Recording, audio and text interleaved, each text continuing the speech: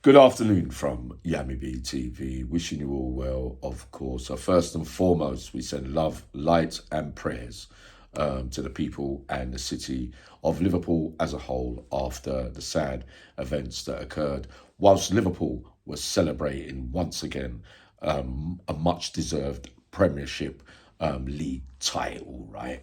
So all this social media, they start saying you're not allowed to speculate while inquiries are ongoing. But it seems like everybody's speculating, right? But all you can do is look at bits and pieces of what you get sent by way of videos.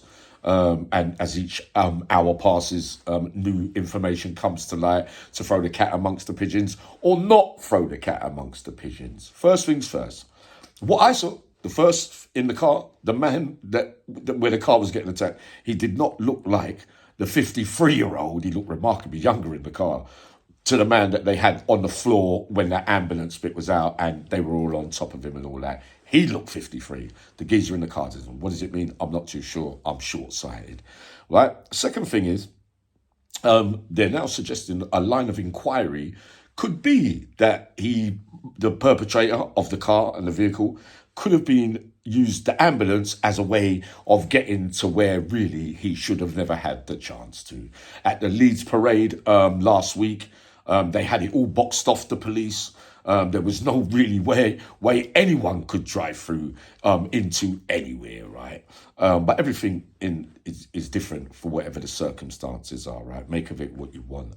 But they're using that as a line of inquiry then. So then if he is coming through that way, was it pre-planned? Wasn't it? Who knows, right? There are some people online saying that, oh, look, it's not a terrorist. All right, it's not a terrorist act.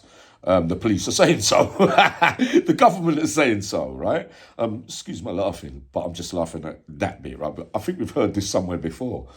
But again, look, let's get this right. It don't matter about creed and colour. It don't matter whether it was Asian, black. A white person could be a terrorist. It don't really matter. I'm not saying he is or he isn't, but I think some of you online get a bit carried away with the narrative. And even more alarming now, coming in the last hour or so, where something else has been said to me, that there was in fact snipers on the roof. No, it's not funny.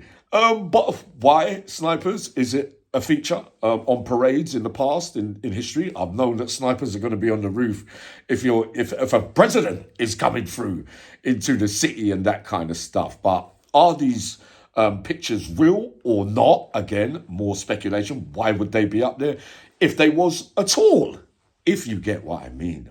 Now, the question as well as this, right? He comes, whatever way you look at it, right? If the sentence, right, the charges, all right, so it's not going to be terror related, right? He's not going to get no terror charges, so they say. But they're looking at an inquiry into how we got into the crime.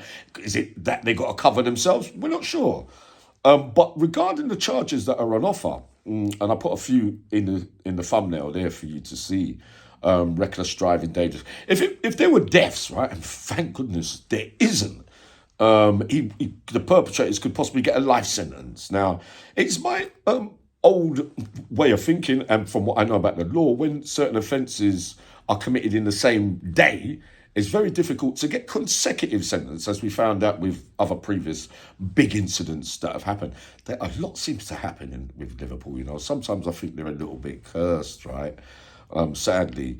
But the sentencing for reckless driving, dangerous driving, driving without a thing and doing that kind of stuff is 5 years maximum. Now, some are saying, well, how can he get charged? He can get charged. All the charges of every single person that was in danger or injured at that, the sad event yesterday of Liverpool, them things would have to be read out in a courtroom. It's not taken into consideration. The perpetrators, all right, we'll speculate a little bit. He might be suggesting that he was under duress. He didn't know what to do. He came through. He was under attack. And blah, blah. No.